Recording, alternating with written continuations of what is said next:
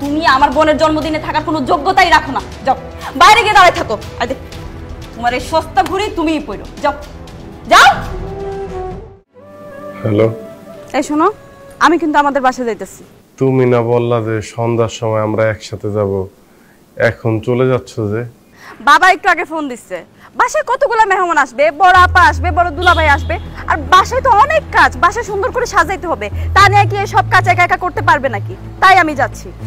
এই শোনো, সন্ধ্যার সময় তুমি তাড়াতাড়ি চলে আসবা আর গিফট নিয়ে আসবা, দেরি করবা না কিন্তু।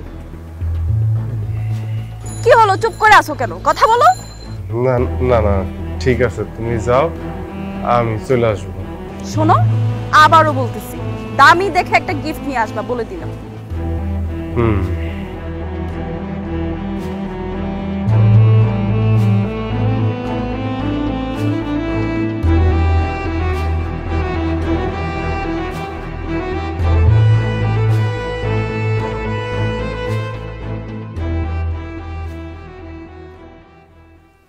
কি ব্যাপার আনিস সাহেব, অফিস তো ছুটি হয়ে গেছে অনেকক্ষণ আগে, বাসায় যাবেন না? না ভাই, বাসায় তো যাব, আমি আসলে আপনার জন্যই অপেক্ষা করতেছিলাম। আমার জন্য কিছু বলবেন? কি হবে বলি ভাই, আমার 5,000 টাকা খুব দরকার, আমার 5,000 টাকা ধার দিতে পারবেন? ভাই আমার কাছে তো টাকা পয়সা নেই, কিভাবে ধার দেবো বলেন? ভাই ভাই ভাই ভাই ভাই, আমার 5,000 টাকা খুব দরকার, টাকাটা না পেলে আমার বিরাট বিপদ হয়ে যাবে। ভাই আপনি আমার 5,000 টাকা ধার দেন, আমি বেতন পাওয়ার সাথে সাথে আপনার টাকাটা দিয়ে দিব। ভাই আপনি কি বাংলা কথা বুঝেন না? বলতেছে আমার কাছে টাকা নাই, আমি কিভাবে দেবো আপনাকে? ভাই আমি জানি আপনার কাছে টাকাটা আছে, আচ্ছা যাই হোক, যদি 5,000 টাকা দিতে আপনার কষ্ট হয়ে যায়, অন্তত 3,000 টাকা দেন, তাইলে আমার বিপদটা উদ্ধার হয়, প্লিজ ভাই। আরে ভাই 3,000 টাকা দিয়ে আপনি কি করবেন? ভাবি কি অসুস্থ নাকি? না ভাই, হয়েছে কি, ওই আমার শালির জন্মদিন, কারণ আমার বউ খুব বায়না ধরছে আমার শালির জন্য আমি একটা দামি গিফট কিনে দেই, আমার কাছে তো এই মুহূর্তে টাকা নাই, কিভাবে দেই বলেন? তাই টাকাটা খুব দরকার, আমার বোন নাকি নাইলে মানিজ্জত থাকবে না শ্বশুর বাড়িতে, বুঝেনি তো শ্বশুর বাড়ির ব্যাপার স্যাপার, ভাই প্লিজ ভাই একটু দেখেন ভাই। হায় রে আনিস সাহেব, নিজে ঠিক মতো খাইতে পারেন না, একটা ভালো শার্ট কিনতে পারেন না, অফিসে যান বাসে জুইলা, আসেন বাসে জুইলা, অথচ শালির বার্থডেতে গিফট দেওয়ার জন্য আপনার কাছে টাকা ধার চাইতেছেন। আরে ভাই এই জন্য না আপনার জীবনে কখনো উন্নতি হবে না, বুঝছেন? এই মিয়া, আপনারা তো অভাব অনটন থাকলে শালির বার্থডেতে যাওয়ার দরকার কি? আর গিফট দেওয়ার আপনার দরকারটা কি? হ্যাঁ, ও বুঝছি, শ্বশুর বাড়ির লোকজনের সামনে শালির গিফট দেওয়া বড় হতে চাইতেছেন। হ্যাঁ, যাই হোক ভাই, আমার কাছে 3,000 টাকা নেই, 1,002 টাকা আছে, উড়িয়ে দিতেছে। কিন্তু ভাই বেতন পাওয়ার সাথে সাথে টাকাটা ফেরত দেবেন। অবশ্যই অবশ্যই ভাই, ভাই আপনি আমার কত বড় উপকার করলেন, আমি বেতন পাওয়া মাত্রই আপনার টাকাটা ফেরত দিয়ে দেবো ভাই, অনেক ধন্যবাদ ভাই, অনেক ধন্যবাদ। ঠিক আছে।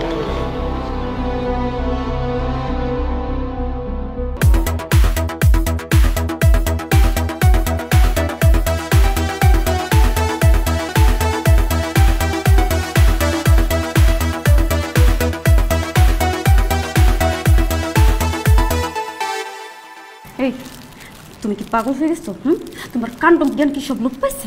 কি শার্ট পরে তুমি আমার বোনের জন্মদিনে চলে আসছো?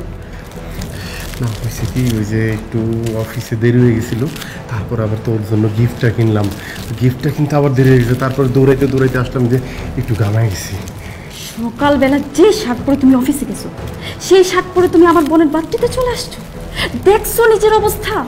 শার্ট ঘেমে বিচ্ছিরি গন্ধ আসতেছে। আল্লাহ, এখন আমার আত্মীয় স্বজন তোমাকে দেখলে আমার মান সম্মান সব যাবে।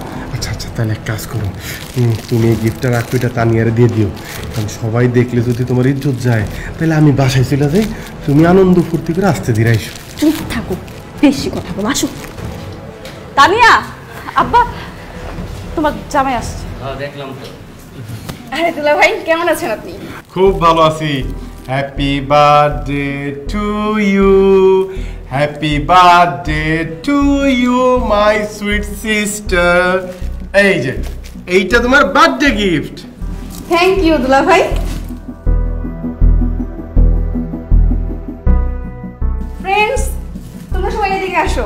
আমার বড় দুলা ভাই আমাকে একটা আইফোন 15 প্রো ম্যাক্স গিফট করছে, আর আমার মেজো দুলা ভাই এই যে একটা গিফট ধরিয়ে দিয়েছে, এটা আমি এখন সবার সামনে খুলবো এবং দেখাবো। চলো।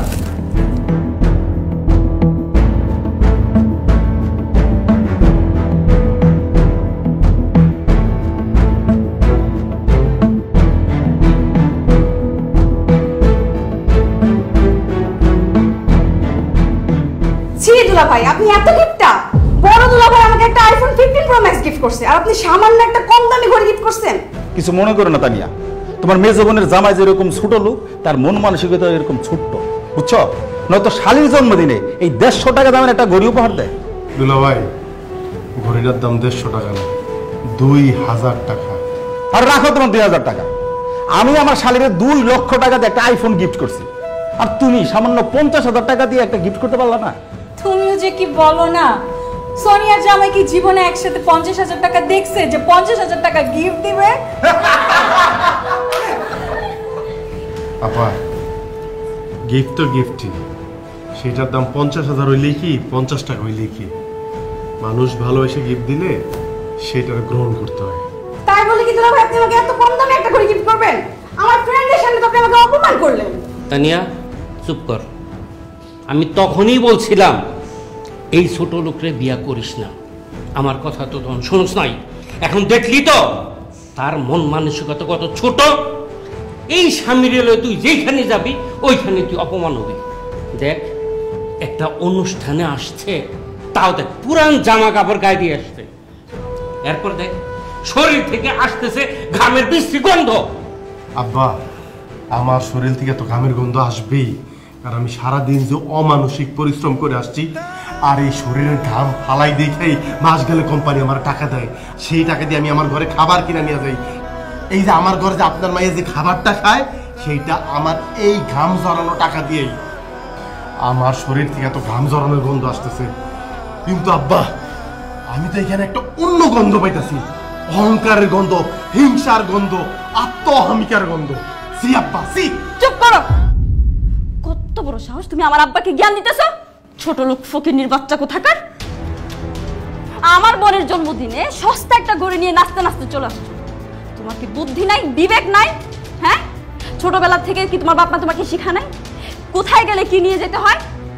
এতগুলো মানুষের সামনে তুমি আমাকে ছোট করছো, আমার বাপের সামনে আমাকে ছোট করছো, আমার দুলাভাইয়ের সামনে আমাকে ছোট করছো। তোমাকে বিয়ে করে আমি আমার জীবনটা নষ্ট করে ফেলছি আনিস।